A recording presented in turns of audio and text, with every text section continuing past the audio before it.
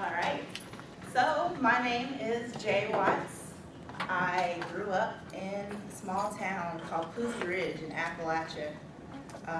Yeah, there wasn't a lot of diversity. My graduating class was 30 students, if you can believe it.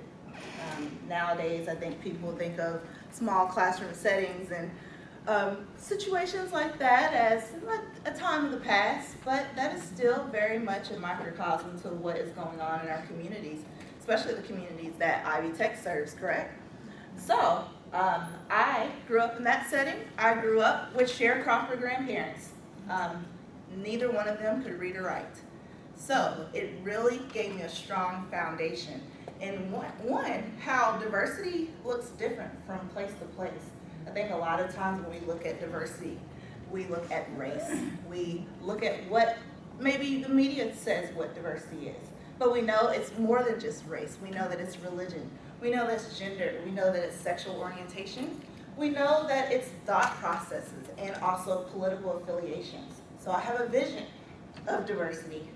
A vision that really started from my younger years all the way up until now. I am a doctoral student at Columbia University, Teachers College, where I am very privileged to be able to do most of my work online, but being able to serve in a capacity where I'm talking about sexuality, researching sexuality and diversity, and how they intersect as well. So when it comes to diversity in my vision, it's very similar to your three pillars of diversity when it comes to diversity, equity, and inclusion. Student success, being able to look at supplier diversity, and also when it comes to talent acquisition. Ivy Tech has really been able to create a strong foundation of that. But it was so amazing, I was so amazed to be able to see that you all added diversity, equity, and belonging to your goals as the 8th goal to your strategic plan. That really fits within my vision of diversity, because diversity, like I mentioned before, is more than race. It's being able to see the differences in other people, but also respecting that as well. Equity is being able to hold people accountable for being able to uphold diversity. But belonging is also being able to have those people at the table and have a voice. We know that we can invite everyone to the table, and that would be an amazing community. But if they do not have a voice at the table, it really prevents success. It prevents excellence. It prevents recruitment and retention if they don't have that voice in that community. So my vision for diversity is threefold. Is being able to develop a recruitment and retention plan that not only focuses on diversity, equity, and belonging, but also is based on theoretical models that are proven and tested. I like to utilize normalization models. Normalization process models are often utilized in healthcare industries, but are very important within higher education, and they're becoming a nouveau way of looking at diversity. We want people to buy into diversity. We want people to really respect it. But we know that for some people, it's not that way. The way that I grew up, not really a lot of exposure to other people. So you get groups of people. Let's say Marion, Indiana, that's had really big influx of migrant workers due to the red gold plant there. They're experiencing a culture shock. That's something in their head that is not normal to them. Although we know that respecting diversity is very important. Being able to find a way for them to say that these values about diversity, respecting differences, being able to show individuals that these individuals have similar values as the surrounding community is essential. So when we think about the normalization model allows for that to take place. It allows us to utilize the consistent vision and culture that Ivy Tech has already created of being able to respect differences, being able to educate people about differences and how diversity is multifaceted, but saying that this is actually a part of our normal culture. It just may look different than what we are used to. Also, when it comes to diversity, being able to develop a way to have a deliberative space. We often, especially about diversity, it's hard to talk about. It's become very much a divisive issue, especially within higher ed. So when we're talking about about community, being able to have a space where you can feel like you belong, being able to have conversations and learn from each other is important. So a deliberative space is essential in order for that to happen. So in order to have a deliberative space, that means we have to be intentional when it comes to our programming. It has to be intentional when we are retaining or having retention efforts towards faculty and staff, and also our students. So in order to do that, we have to make sure that our messaging and our branding is consistent. We have to make sure that our message and our branding is showing that we respect a deliberative space, but we also offer opportunities for that as well. So that means not just our brand of what we're putting out there to the community, but also within our programming, such as town hall meetings, being able to collaborate with student groups about hot issues, being able to discuss different controversial policies that may be implemented within institutions, such as gender-neutral restrooms, being able to talk about the importance of that and how that fits within the culture of Ivy Tech when it comes to belonging. But also, my third area for my vision for diversity is making sure that we assess. Assessment is essential. And I know that you all do a lot with assessment. You all have developed really great ways to ideate the way that you all are looking at diversity.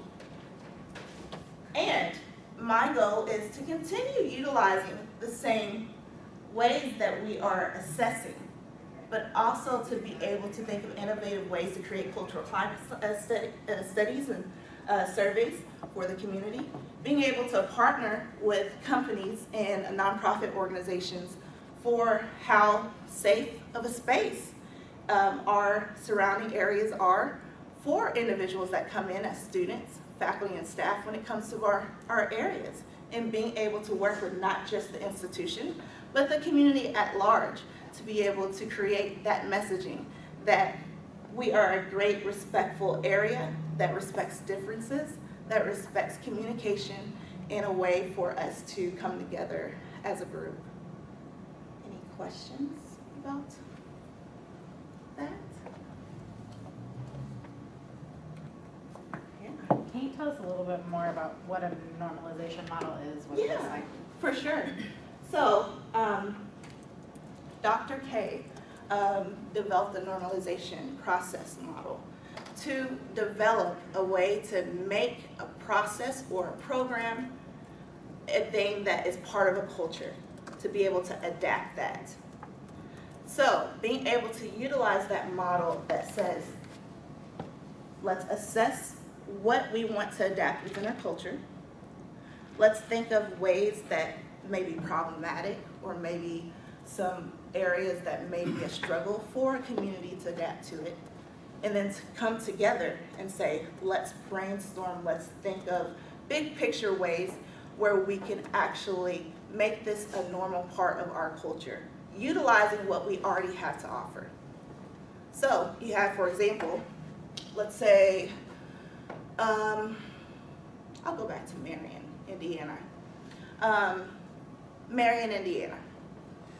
We have a population that may on the outside look not as diverse ethnically, but we know that it is a very diverse community when it comes to thought processes, when it comes to socioeconomic status, when it comes to family structures. And being able to utilize the existing value structure and the existing community structure to say, diversity has already been here. It's just starting to manifest a little bit different. So to normalize what diversity looks like in an already existing structure, utilizing the values that they already have. No problem. So part of, So, you mentioned kind of hearing about your thoughts on how you will engage maybe late adapters to Yeah. diversity. What would be your vision? So I really think the early adopter model is also a really good way to go about, especially getting buy-in from a community. It's something that I've utilized previously within some of my domestic violence and sexual violence and DE&I work. Being able to pull out from the beginning those innovators, those people that are often the, what, for lack of a better term, the head honchos of the community that have a lot of buy-in, and to really sell them on the importance of diversity. Being able to work our way through to be able to say, hey, let's educate other people that maybe are not those innovators, maybe have a little bit of influence but maybe younger, and then utilizing their pull, the innovators, utilizing the pulls of the next group to be able to pull in more people to gravitate interest. Peer culture is probably one of the most active ways to be able to pull in a group of people for buy-in. When you have colleagues, when you have friends, when you have people that you know that are buying into a thought process or a viewpoint, then we know that it's easier to get them on board. So having early adopters are essential to making sure that we sustain diversity, equity, inclusion, that we have individuals such as the provosts and the chancellors to champion this cause, not just within the purview of the meeting, but also with the community as well, to say this is part of our culture. That is how you normalize it, utilizing the normalization model, but also utilizing the early adopters as well to be able to pull those in for buy-in. Any other questions? Yeah. Oh. You had your hand first. I just wanted to throw something out there. You mentioned the different, you talked about the different areas relative to diversity. Yeah. How might you approach a situation in which the plight of one minoritized group may be far maybe worse off than others? How would you address maybe disparities or a situation in which you would have to advocate for one group more so than another, and while at the same time maintaining that consistency of diversity? Yeah, that's a great question. I think that boils down to helping others to understand the difference between institutionalized prejudice or institutionalized bigotry or any of the institutional ills in society versus systemic. Also talking about microaggressions, being able to start with a base level. And sometimes it's hard to start with a base level because we have our own interpretation of what other people are going through. But educating individuals, the impact of blind spots, and if anyone has read that book, Blind Spots, it is about diversity, equity, and inclusion. It is about understanding the difference between explicit and implicit bias, and understanding that we may have implicit biases inside that may inadvertently impact other people, and how that may exacerbate their condition. The fact that we are unaware of what is going on and how we are complicit in a system that may cause some issues within different populations. So talking about institutionalized racism, talking about institutionalized homophobia, gender disparities, but also breaking it down that some, due to those institutionalized and even the historical angle of issues within communities, may cause more of an exacerbation. But I will say that intersectionality is something that is important to always bring up, because although we may say that only one population is experiencing that, we are all aware that one population can have several different identity groups within. You can be a person of color that's also a undocumented person, that's also LGBTQ+, that's also from a low-income background. So we know that there are intersectional elements that sometimes overlap that even further that disparity. being able to educate on that, being able to give examples, being able to assess our own biases when we're coming to the table with explaining it as well. So I'm sure you're aware, I'm sure you've done a little bit of research. So the Ivy Tech strategic plan has the new goal 8, diversity, equity, and belonging. And this role is a new position for Central Indiana. So clearly the campus and the college as a whole is identifying a big need here. So I'm curious if you could speak specifically from your outsider's perspective and what you have been finding out about Ivy Tech, what you think the specific areas for Central Indiana opportunities are related to diversity, equity, and belonging. That's an amazing question, very meaty question too. So especially within Central Indiana, there's so many different populations that you all serve. There's individuals that are ethnic minorities, that are undocumented, that are migrants, that are low income or higher income from different educational backgrounds or family structures. So being able to understand that although Central Indiana may encompass Indianapolis, and I think oftentimes, you know, it's stereotyped as Indianapolis. Indianapolis is considered Central Indiana. But understanding that each community has its very different ways of living, different value structures, and being able to cater your work, especially diversity, equity, and belonging work, to those different communities. The way that I would work within Indianapolis and the Indianapolis community may be totally different than what I would work within Marion or Muncie. Their communities are totally different, but have very similar structures as well, and very important elements that we still need to hone in on. Just because, for example, I would go into Muncie that may have a different racial and ethnic background than Marion, doesn't mean that we still can't educate on explicit and implicit bias, racial equity, individuals of disability and different religious backgrounds, and the importance of being able to respect them and having respectful difference, especially when it comes to dialogue. Jay, we all received your resume materials, but can you tell us a little bit about your background around diversity work? Sure. That you'll be bringing with you to this position? Yeah, that's a great question. Thank you. What's your name? Anna. Anna. Hey, Anna. So I started out my background work in diversity, equity, and inclusion as a consultant for Dr. Roger Cleveland. He is the owner of Millennium Learning Concepts and the executive director of the Creed Center at Kentucky State University. Creed is an educational excellence when it comes to diversity. So he is a very nationally renowned consultant when it comes to this work.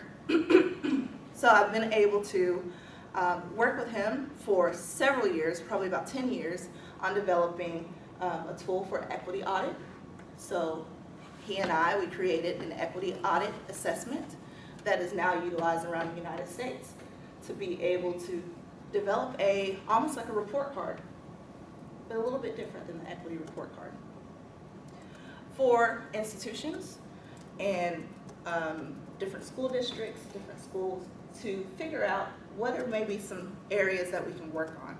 I don't like to say weaknesses or shortcomings, because when you think about it, every institution has something that they could work on and increase.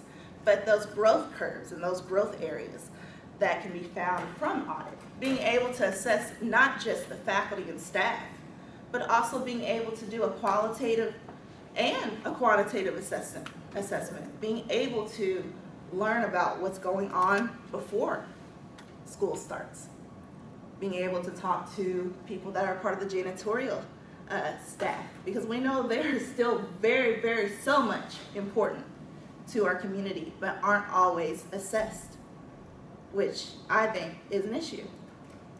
I remember when I was in college, some of my best conversations were with people that weren't necessarily part of the faculty and academic administration.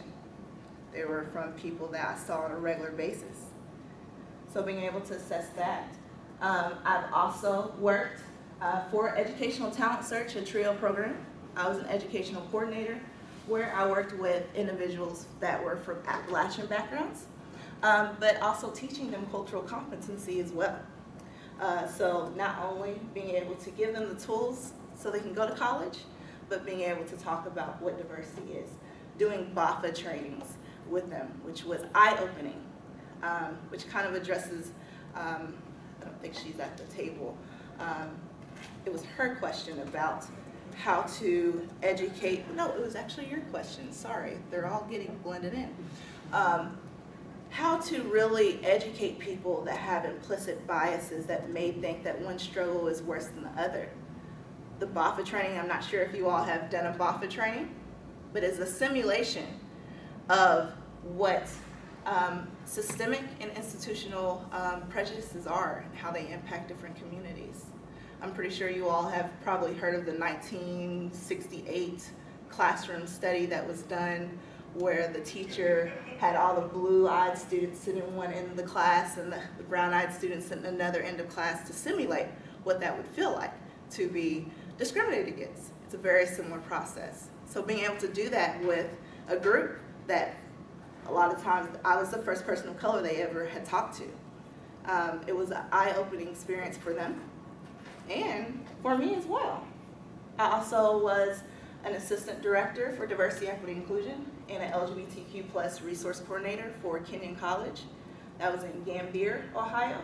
It's a rural area in central Ohio. When people think of central Ohio, it's very similar to Indiana. They think of Columbus. But Gambier is a township, population of about 2,000 people, and the college had higher population than the town itself. So I worked on diversity, equity, inclusion trainings. I worked with the police department there to do diversity, equity, inclusion trainings as well. And I was also a director of CARE Initiative, which was creating a respectful environment from Manchester University. And at Manchester University, I helped to not only work on sexual violence, domestic violence, and stalking prevention programming, but integrating intersectionality to be able to pull in DE&I work. So I helped to develop different cultural audits with the director to be able to find ways where we can tap into ways to improve the community and creating a respectful environment. I've created mindfulness trainings to be able to have very uncomfortable dialogues in a respectful way, and also LGBTQ plus training when it comes to language and language use and inclusive communications. That is a lot of the work that I've done.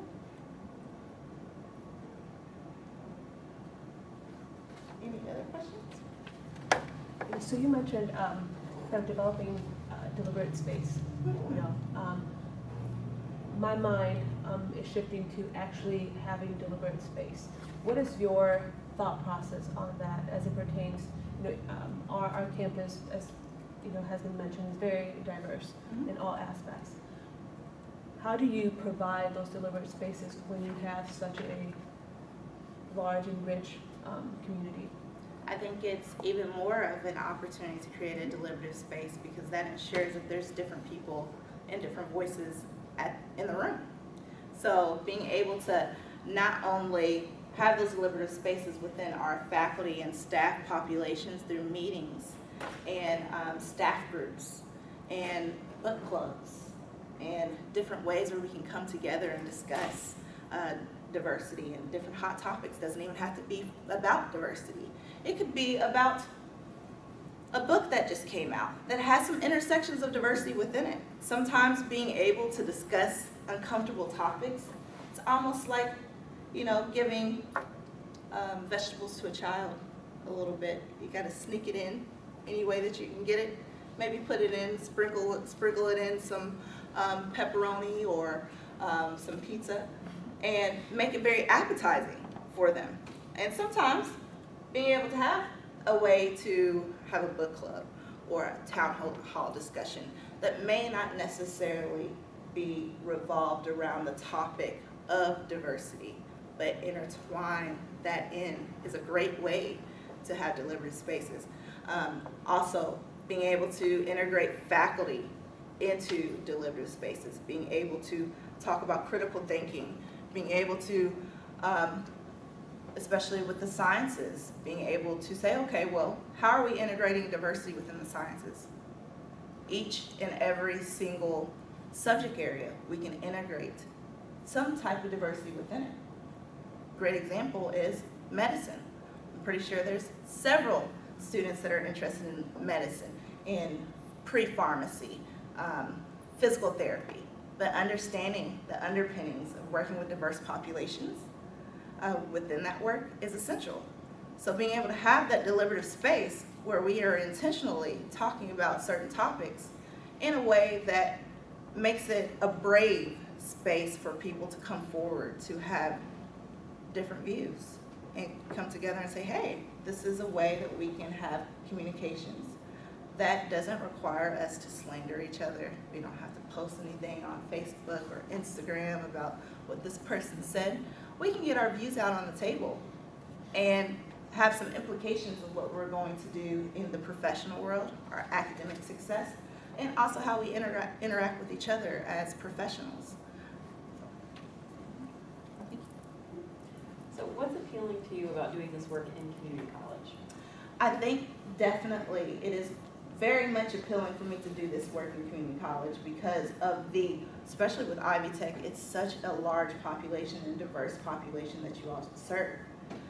Being able to reach not only the populations that people stereotypically say that need the most work when it comes to diversity, equity, inclusion, we don't.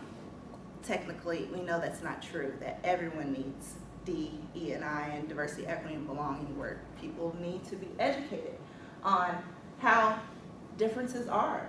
So I think especially with a community college, you have such a diverse population. You have people from different backgrounds, family backgrounds, and different socioeconomic backgrounds in a larger capacity to be able to do this work that could really set the tone for spreading this information out and spreading the importance of respectful differences out into their communities. I think, especially with Ivy Tech, you all are not only just showing the importance of education, but also giving back to your own community. A lot of the people that attend Ivy Tech stay in Indiana, and that is a goal. Like, we want people to stay in Indiana. We want people to be able to do a lot of work in Indiana. So being able to spread that work with diversity and inclusion and belonging to their communities is a great way to sustain a great society.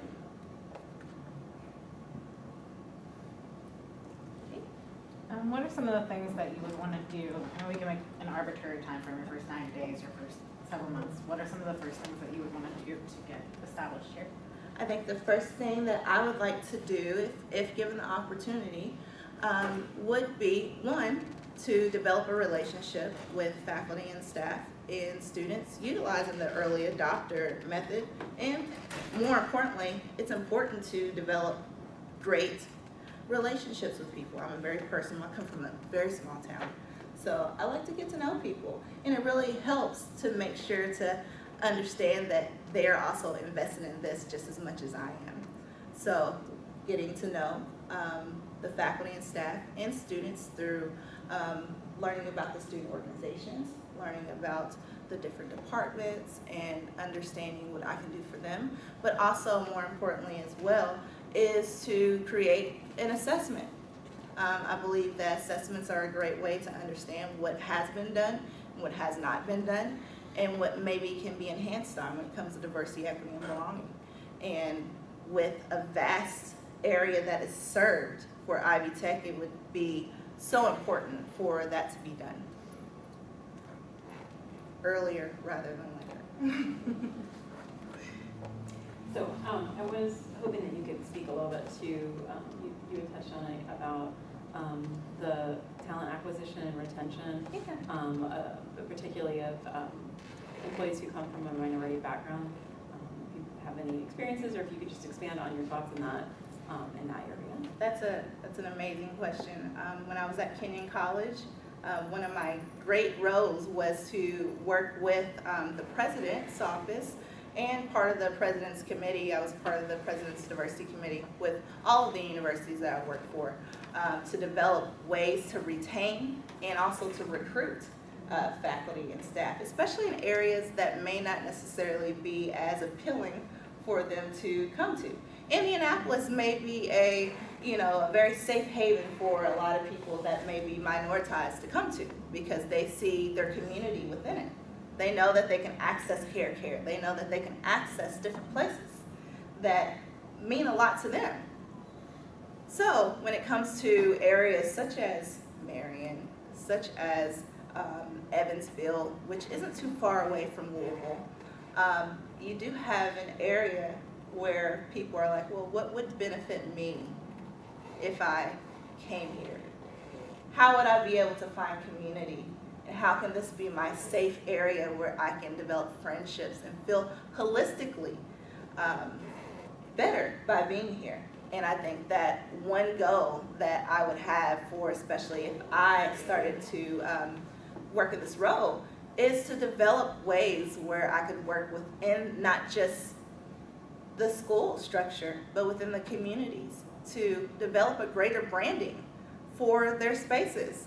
Because I will say that even within the small town areas, there's still great ways to develop a community within minoritized individuals that are recruited. You just have to brand it in a way that it's safe. People search on the internet. They say, they'll actually type in the search engine and say, is this a safe place for me to be in? Or is this zip code very safe? We have to kind of do some triage, like preventionary areas before that takes place. Being able to have access to pamphlets and PDFs to say, hi, I know you're from this background. So these are maybe some lists of religious organizations, or these are a list of places where you can go and find some different communities that maybe you would be interested in.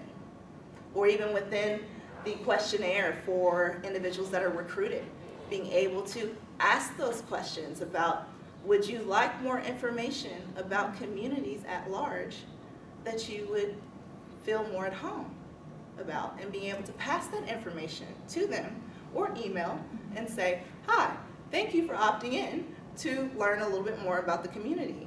These are some things that you should know, especially for single mothers, because we forget that when it comes to diversity as well. Parental structure is also within that umbrella. So being able to proactively say, these are different ways where you can get your needs met as well, not just within your role within the institution, but in the community at large as well. Working at a community college and with such diverse groups, the quality of so many different diverse groups, is there any barriers that you see that may occur, and how do you plan on getting over those barriers? That's a great and tricky question. Working with any group can have its barriers, even when you are part of that in-group. Myself, I am exteriorly minoritized, but I am from a rural population, which means my lived experiences may be totally different than someone that's from Chicago or Indianapolis or or Gary or anywhere like that. So it's still, even within the in-group, can still post some type of barrier. Even within my education, I'm getting an Ivy League education, and I try not to tote that around because really the importance of it is me being able to serve. But even that can be a barrier for people because they know your educational atmosphere or what you've been around can be totally different than other people. So being able to understand where that comes from is probably the first important part. Not everyone's going to meet you with oh, happy day view about you being in front of them, but being able to understand where that insecurity may come from, being able to understand where, well, let's be able to kind of develop some similarities. Understand that we're more similar than we are different when it comes to a lot of different views and a lot of different topics. Once you're able to break down that barrier, it's so much easier to reach out to different communities. When I worked at Manchester University, that was probably very similar to my upbringing when I was a kid. It was more of a conservative background. They had not had really any LGBTQ plus programming previously to that, besides an organization. When I started, they said, well, you've had experience with LGBTQ, so you take that over. I'm not comfortable with it, you take it over. And what I had to do is take a step back and say, why don't we all take it over? This is something that we should all champion. Not if we believe in it or not, but because our mission is to have everyone belong here. And we should respect differences, even if philosophically or religiously it may be different than ours. Looking at I was impressed with the educational experience as well as some of the other professional experience. Thank you. Having a little bit of experience in radio and media, how might you blend some of those skills into the work associated with this position? Oh, that's a big one. I am definitely affiliated with radio and media, and my background is working with millennial populations. I think especially within millennial groups, being able to brand yourself in a way that is approachable is so important, and being able to draw out topics that are often controversial in nature. We're not going to be able to always agree on certain topics. We're not going to be able to always have a space where it's intentionally developed for conversations, but in a way that's relatable to individuals from different backgrounds in a respectful way. That's important.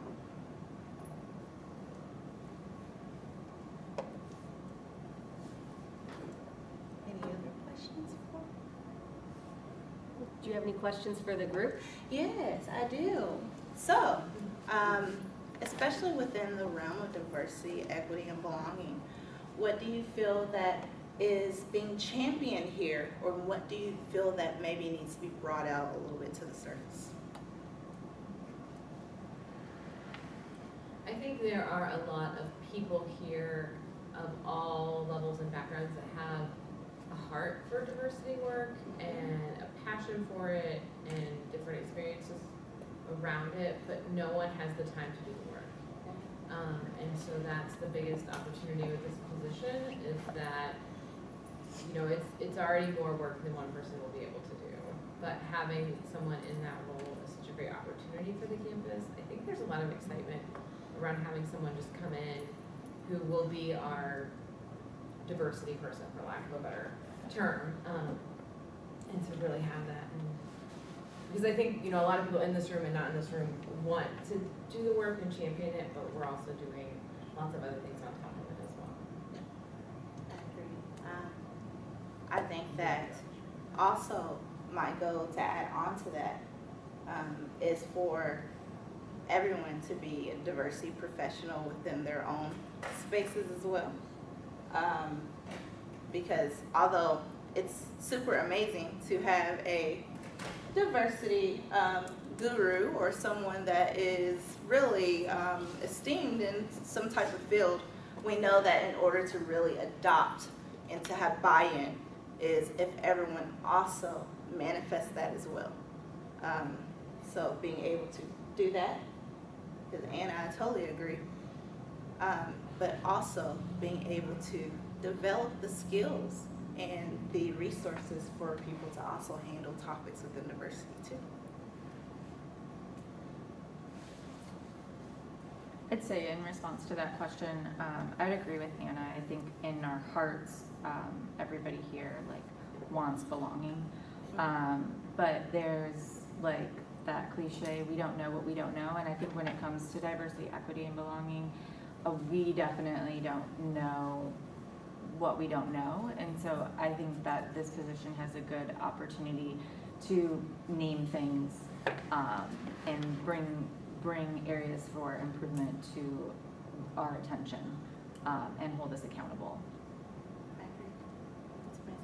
Thank you. And I'll kind of piggyback, I mean, there are two sides to the coin, because again, there are some who have a passion for it, but on the other, at the other end of the spectrum, there are some who do not. That was one of the reasons why I posed the question relative to radio and media, because there's the whole notion of the target audience. You're gonna have that divided audience, the informed, the uninformed, and just trying to reach those who, no matter what you do, they're just not gonna have a passion for diversity. And I would like to think that's a small segment within the college, but nevertheless, it is an existing segment within the college that will still need to be reached. There are some who don't know what they don't know, and there are others who don't care to know what they need to know. And so there are two sides to that coin. So I just kind of wanted to, kind of put that out there. I agree with that. I'm not scaring. I'm just saying. But she said that when she first came in about the fact that everybody doesn't, I think that's a perfect summative view of really the microcosm of all institutions. Right. You're going to have, and I don't care what type of institution, it could be a historically black college or university, because I've worked with several. I worked with Kent State, with Kentucky State, I've worked with Howard University in Hampton, all within diversity projects. And people are often thinking, why would you work in diversity at a historically black college or university? Because we know that diversity is very multifaceted. We know we have different people from different socioeconomic backgrounds, different LGBTQ plus identities, and those are still important elements to be able to educate on, even within a diverse atmosphere. So I agree with what you said, especially within the radio industry. You do have to niche not only your target audience, but you also have to pull out certain topics that will also, it's more so in my frame of reference, I do my radio to educate about topics that are often not discussed, about diversity, about all different other topics that people need to know to create a safer environment for other communities. I have a question kind of following up to that. What has your experience been like in working with people who are resistant to, diversity person and learning about diversity, things like that? I have had I would say the privilege. I've had the privilege to work in majority of my atmospheres where they were resistant towards diversity. I grew up in Eastern Kentucky, and I worked at Eastern Kentucky University. I was appointed on the diversity cabinet with the president and the associate vice president for diversity. I helped to develop their strategic plan as a graduate student for diversity, in the first time including LGBTQ in their mission statement, which was very taboo for that community. Eastern Kentucky University has not historically been as receptive to that community. So it is something that I really enjoy, and that's kind of a weird thing to say. But I think the goal is not to change everyone's mind. I think oftentimes in diversity, equity, and inclusion, we go on a kind of like a spree, or we have our own internal goals that we have for what we're doing. We're going to change everyone's mind. Everyone's going to be these diversity, equity, and inclusive individuals. But we know that success comes in a bell curve. That there's going to be people that we can reach, and like you said, they may not be receptive to it. It may be due to some of their backgrounds. It may be due to their personal experiences. But being able to still treat them with the respect that they deserve, and being able to still educate in a way that is approachable and not condemning them for those views. Being able to create an educational and deliberative space to say, okay, sir, you stated that, and this actually happened, this is a real life scenario. Okay, sir, you said that you did not want to be in a session with me because I am a person of color. So maybe we can talk about that a little bit. Why would you feel that, being in front of me may be uncomfortable for you? Is there a maybe something preventing you from feeling that it's safe to be in a space with someone that is like me. And then having a dialogue back and forth. And then sometimes, not all the times, but sometimes there's this aha moment. We have a lot more similarities than we do differences. When I worked at Eastern Kentucky University as an adjunct faculty member, I used to teach a lot of individuals that were part of the neo-Nazis and the KKKs for the GED program. And it was the first time that they actually had been educated by someone of color. But being able to still give them the respect that I feel that I should deserve as well when it comes to their process of development. We know that cultural competency is not an uphill type of education. We know that it's a ladder. We know that we have to be very patient with our growth and understanding within cultural competency. And I think once we understand that with individuals that are resistant, we become more empathetic with the process, that they're not at that level yet to manifest that type of feeling or that education.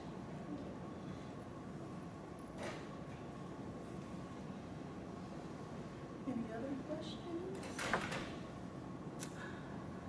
All right, we have 10 minutes. I'll have one more question for you then.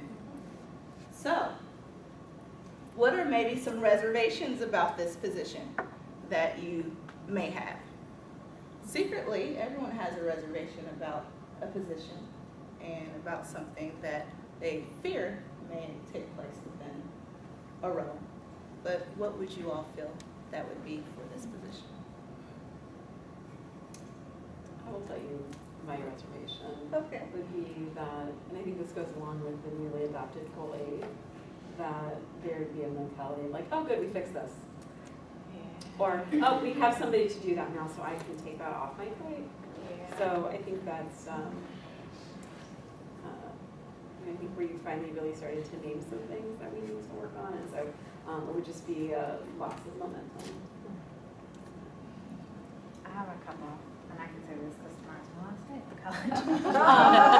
I'm afraid that, and this isn't necessarily something that you would have control over if you're in this role, I'm afraid that there will be this sort of similar to what Amy said, of like, we want somebody in this role, but we also don't want this person to do anything that's challenging or that might be disruptive or controversial. We don't want them to do things that cost money. That's one of my fears. The other fear that I have for this position is like, we really need more than workshops and lunch and learns. We need more than training. We need dialogue, and we need somebody who's willing to do brave things, even if that means that they might not necessarily be popular, even if it means that they might face backlash from the institution itself. We need a disruptor. Okay. Thank you. I think another challenge is the belief that whoever gets this position, if they're just going to kind of come in and solve all the problems within a short time span. Yeah. Or address the challenges, I don't want to use that problem word, but address the challenges within a short time span and correct certain conditions. And sometimes we're quick to judge when we don't see results happening within our perceived level of expectation as far as when turnaround should take place. So I think that may be a challenge for the incoming individual. I think that's why it's so important to track those ups and downs. I think that sometimes when we get into programming roles or when we get into institutional roles, we forget to track some of the good things that happen within our role. Being able to assess what we've done, the outcomes that we've developed, and how we've successfully completed the outcomes. Because if we're not tracking that, then if we are audited on what we are doing, then we're not going to be able to come up with our tangible proof that this is actually working. So being able to not only talk with our colleagues about what is going on, but being able to show that on the website. So if I click on the diversity page right now, and if I click on that tab, what would it show about the diversity and some of the things that would be the highlights and the champions of what Ivy Tech is doing? I know because I've already worked with a lot of people that have worked at Ivy Tech. And I have been a visiting professor at Ivy Tech, and I know the amazing things that are being done. But does the community know the amazing things that are being done within diversity, equity, and inclusion? And my goal, and although this also comes with my radio background as well, that in this day and age, branding is gold. If we're not showing what we are doing, if we're not manifesting that, if we're not looking at our sister schools or our aspirational schools and showing these are aspirational schools, these are how we are stacking up next to our aspirational schools when it comes to diversity, equity, and inclusion. These are all the people that are attending NCORE, the National Conference on Race and Ethnicity, and presenting at least every other year on topics that what we're doing at Ivy Tech. Then how is the community going to know what we're doing? So my goal is not just to brand, that's important, but also to manifest change, to manifest what already is here as well, because you all have a rich culture and a rich tradition that still is very important. You have rich communities that have so many good backgrounds, that have manufacturing backgrounds, agricultural backgrounds. To be able to manifest diversity, equity, and inclusion in those spaces is, it's going to be uphill, but it's still an amazing journey to go through. Because once you start tracking those changes, once you start tracking like, oh, we're doing more than just trainings, because we know that learning the language and knowing what explicit and implicit bias is, and what diversity, equity, and inclusion is, and LGBTQ plus terminology. That's important, not negating that. But if it's not within the culture and embedded within the culture through how we celebrate, how we acknowledge, how we recruit and retain, how we create community within communities as well, then it's really hard to manifest that. I think my fear with the position, and I'm super excited that we have goal 8 now, but I think with goal 8, I'm worried this position will just become like an externally focused position, when I feel like we need a lot of internal work, like even at a grassroots ground level in departments. Like, I know that a department, like a training isn't gonna change everything, but we need a lot of that, like very base level stuff too. And so I don't want to see that part get lost with the external piece. And I think that's legitimate as well. I mean, when I've traditionally developed trainings, I've utilized a booster session type of organization. So I may have trainings that may be about inclusive language, or working with faculty on how to incorporate inclusive language when it comes to how we cite our papers and how we utilize our grammar rules when it comes to utilizing inclusive language, allowing students to use gender neutral language within their papers, which is hard to do. But being able to have booster sessions. So not just one training and that's it. We had this training about explicit and implicit bias, that's it. But being able to develop booster sessions along the way, that could be asynchronous, that could be discussion board based if we don't have time. But being able to assess what was learned at the training, being able to develop ways where we can come together for a brown bag lunch, and to say, okay, we had this training about 3 or 4 months ago. Let's talk about how it's being implemented in our departments. Let's talk about how we can maybe improve on some things that are maybe missing within the training that we have created, and create more intentional trainings of what we need thus far. All right, I think I had the clap hand. So, Oh, that was to your your comments, yes. Yeah. Thank you. Any other questions? I wasn't trying to wrap her up. Oh, no. It's okay. I was kind of wrapping myself up because I had to work. Any other questions? All right. So, thank you. Thank you.